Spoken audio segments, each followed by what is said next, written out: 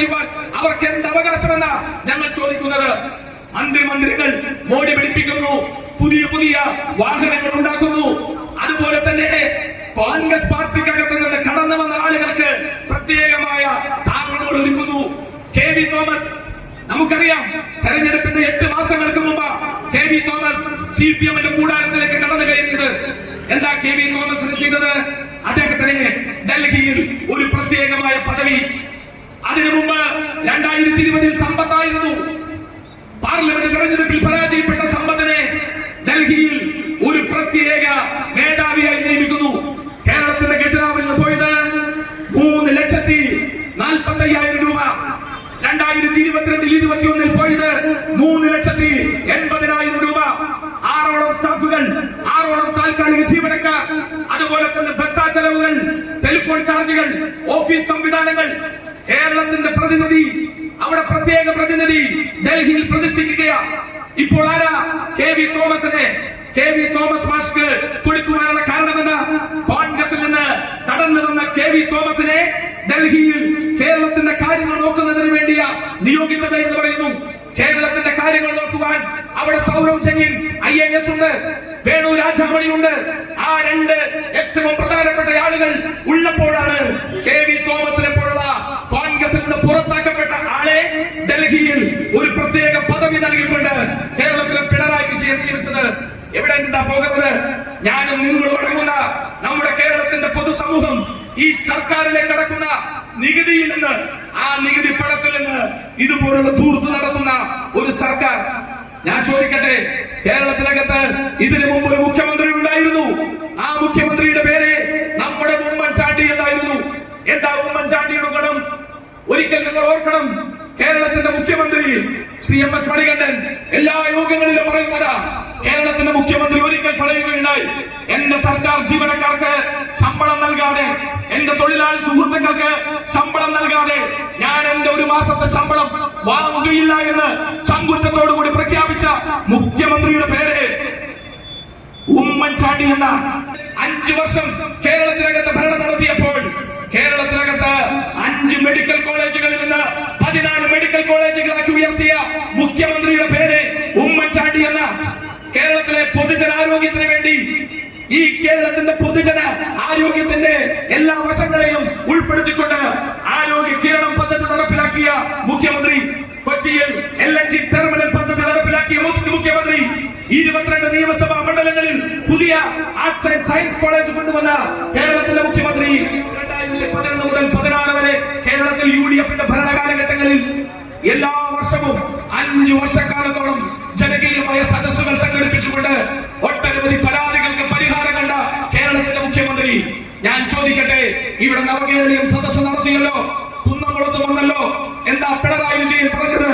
മന്ത്രിക്കൂട്ടങ്ങൾ ഒന്നടങ്കം കേരളത്തിന്റെ ഓരോ നിയോജക മണ്ഡലത്തിന്റെ ആസ്ഥാനങ്ങളിലേക്ക് കടന്നു വരുന്നു. പാവപ്പെട്ട ജനതയുടെ പരാതികൾക്ക് പരിഹാരം കാണാൻ കേരളത്തിന്റെ ഇടത് മന്ത്രിസഭ ജനങ്ങൾക്കൊപ്പം ഇതാ വരാൻ പോകുന്നു. നിങ്ങളുടെ പരാതികൾക്ക് പരിഹാരം കാണാൻ പോകുന്നു. നിങ്ങൾ നൽകിയ പരാതികൾക്ക് ഉടനടി തീർപ്പുണ്ടാകുന്നു.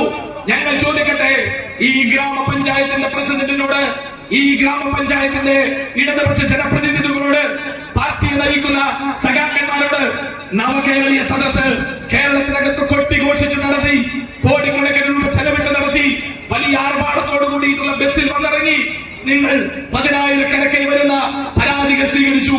ആ പരാതികളിൽ ഏതെങ്കിലും ഒരു പരാതികൾക്ക് പരിഹാരം കാണുവാൻ നിങ്ങളുടെ സർക്കാരിന് സാധിച്ചോ? ആ സൃഷ്ടികാരൻ മറുപടി പറയണം, പിണറായി വിജയന്റെ ഗവൺമെന്റ് മറുപടി പറയണം. പിന്നെ ആർക്കാ ഗുണം? മുഖ്യമന്ത്രിയുടെ മകൾ വീണ വിജയന്. എന്താ വീണ വിജയന്റെ ഈ ഗുണം? എക്സാലോജിക് കമ്പനിയുമായിട്ടുള്ള അവിശുദ്ധമായ കൂട്ടുകെട്ടുകൾ, ചെയ്യാത്ത സേവനത്തിന്റെ പേരിൽ 2,70,00,000 രൂപ കൈമാറിയത് കേരളത്തിന്റെ മുഖ്യമന്ത്രി പിണറായി വിജയന്റെ മകൾ വീണ വിജയന്. നമ്മുടെ പാവപ്പെട്ട അമ്മമാരുടെ പെൻഷൻ കെട്ടിക്കിടക്കുമ്പോ സിവിൽ സപ്ലൈസിന്റെ ഔട്ട്ലെറ്റ് യൂണിറ്റുകളിൽ ഇവിടെ അവശ്യ സാധനങ്ങൾ ഇല്ലാതെ വരുമ്പോ, നമ്മുടെ നാട്ടിനകത്ത് ഉച്ചഭക്ഷണത്തിന് വേണ്ടി തെരുവിൽ അറിയുന്ന നമ്മുടെ അധ്യാപകർ കൈനീട്ടുമ്പോ, റേഷൻ വ്യാപാരികൾ തങ്ങളുടെ കമ്മീഷന് വേണ്ടി സർക്കാരിന്റെ മുമ്പിൽ യാചിക്കുമ്പോ അതിനൊന്നും പണം കൊടുക്കുവാൻ കേരളത്തിന്റെ മുഖ്യമന്ത്രിക്കോ പിണറായി വിജയന്റെ സർക്കാരിനോ യാതൊരു തരത്തിലുള്ള ഉത്തരവാദിത്വങ്ങളുമില്ല. മുഖ്യമന്ത്രി പിണറായി വിജയന്റെ സ്വാധീനം ഉപയോഗിച്ചുകൊണ്ട് തന്റെ മകൾ വീണ വിജയന് ചെയ്യാത്ത സേവനത്തിന്റെ പേരിൽ 2,70,00,000 രൂപ കൈപ്പറ്റുവാൻ ഒരു മടിയും ഉണ്ടായില്ല. നേരത്തെ സൂചിപ്പിച്ചല്ലോ, മുഖ്യമന്ത്രിയുടെ മകളുടെ പേരിൽ പ്രതിപട്ടികയിൽ ചേർത്തുകൊണ്ട് കേസെടുത്തുകൊണ്ട് മുന്നോട്ട് പോവുകയാണ്. ഞങ്ങൾ പറയുന്നു, പിണറായി വിജയന്റെ രാഷ്ട്രത്തിന് അവസാനം കുറിക്കുന്ന നാളുകളായിരിക്കും വരാൻ പോകുന്ന തെരഞ്ഞെടുപ്പ്. സെക്രട്ടേറിയറ്റ് നടയിൽ 2 മാസത്തോളമായി ആശാ വർക്കർമാർ സമരം ചെയ്യുന്നു. അവർ എന്തിനു വേണ്ടിയാ സമരം ചെയ്യുന്നത്? 232 രൂപയാ ഒരു ദിവസത്തെ കൂലി. മിനിമം വേതനം 700 രൂപ.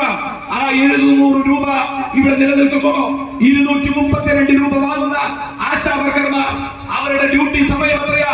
10-12 മണിക്കൂർ. 8 മണി മുതൽ 5 മണി വരെ മാത്രമല്ല, അതിനുശേഷം വീട്ടിൽ പോയാൽ ഈ ഡാറ്റ എൻറർ ചെയ്യുന്ന പ്രവർത്തനങ്ങളിൽ പോലും ഏർപ്പെടുന്നു. കോവിഡ് എന്ന മഹാമാരി കേരളത്തിലേക്ക് വന്നപ്പോൾ ആ കോവിഡിനെ പ്രതിരോധിക്കുന്നതിന് വേണ്ടി വലിയ ആരോഗ്യ പ്രവർത്തനങ്ങൾ കേരളത്തിനകത്ത് നടത്തുകയുണ്ടായി. അന്ന് ഇവിടുത്തെ ആരോഗ്യ വകുപ്പ് മന്ത്രി ശൈലജ പറഞ്ഞതെന്താ? കേരളത്തെ തേടി വിദേശത്ത് നിന്നും ഇതാ അവാർഡുകൾ തേടിയെത്തുന്നു. പൊതുജനാരോഗ്യത്തിന് മുൻഗണന കൊടുത്തതിന്റെ പേരിൽ ശൈലജ ടീച്ചറോട് ഞങ്ങൾ പറയുന്നു, പിണറായി വിജയന്റെ സർക്കാരിനോട് ഞങ്ങൾ പറയുന്നു, അന്ന് നിങ്ങൾക്ക് ഏതെങ്കിലും തരത്തിലുള്ള അവാർഡുകൾ ലഭ്യമായിട്ടുണ്ടെങ്കിൽ, നിങ്ങൾക്ക് ഏതെങ്കിലും തരത്തിലുള്ള നേട്ടങ്ങൾ ലഭ്യമായിട്ടുണ്ടെങ്കിൽ അതിന് മുന്നിലും പിന്നിലും നിന്ന് പ്രവർത്തിച്ച ആശാ വർക്കർമാരുടെ ആ വലിയ സഹന പോരാട്ടമാണ് നിങ്ങളുടെ സർക്കാരിനെ അതിനെ പ്രാപ്തമാക്കിയത്.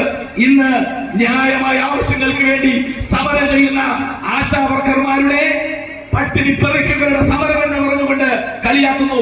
എന്താ മാർക്സിസ്റ്റ് പാർട്ടിയുടെ നേതാക്കന്മാർ പറയുന്നത്? 26,000-ഓളം വരുന്ന ആശാ വർക്കർമാരുടെ കേരളത്തിനകത്ത് കേവലം 700 പേരാണ് പങ്കെടുക്കുന്നത് എന്ന്.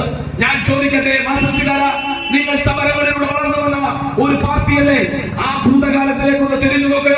പുന്നപ്രയുടെ പുന്നാരങ്ങൾ, വയലാറിന്റെ വസന്തങ്ങൾ, കൂത്തുപറമ്പിന്റെ ധീരന്മാർ വെള്ളിടി വിട്ടി വരുന്നുണ്ട് എന്ന മുദ്രാവാക്യം മുഷ്ടി ചുരുട്ടി, ആകാശത്തേക്ക് മുഷ്ടി ചുരുട്ടി മുദ്രാവാക്യം മുഴക്കിയ മാർക്സിസ്റ്റുകാരോട് ചോദിക്കാൻ ഞങ്ങൾ ആഗ്രഹിക്കുന്നു, നിങ്ങൾക്കെന്നാ ഈ സമരങ്ങളോട് അലർജിയായത്? പഞ്ചാബിൽ ആശാ വർക്കർമാരുടെ വേതനം ഉയർത്തണമെന്ന് സമരം ചെയ്തവരല്ലേ നിങ്ങൾ? പശ്ചിമ ബംഗാളിൽ ആശാ വർക്കർമാർ പിരിഞ്ഞു പോകുമ്പോൾ 5 ലക്ഷം രൂപ നൽകണമെന്ന് ആവശ്യപ്പെട്ടവരല്ലേ നിങ്ങൾ? അതുപോലെ തന്നെ ഗുജറാത്തിൽ, ബംഗാളിൽ ഉൾപ്പെടെയുള്ള വിവിധ സംസ്ഥാനങ്ങളിൽ, കേരളം വിട്ട സംസ്ഥാനങ്ങളിലെല്ലാം ഈ ആശാ വർക്കർമാരുടെ വേതനം ഉയർത്തുന്നതിന് വേണ്ടി ധീരമായി സമരം നടത്തിയ നിങ്ങൾക്ക് കേരളത്തിലെ ആശാ വർക്കർമാർ എന്ന അന്യന്മാരായി തീർന്നത്? പറയുന്നവരോട് ഞങ്ങൾ ചോദിക്കുന്നു, ഇവർക്ക് അത്രയധികം ശേഷിയില്ല എന്ന്. 600 പേരാണ് ഈ സമരത്തിൽ പങ്കെടുക്കുന്നത് എന്ന്.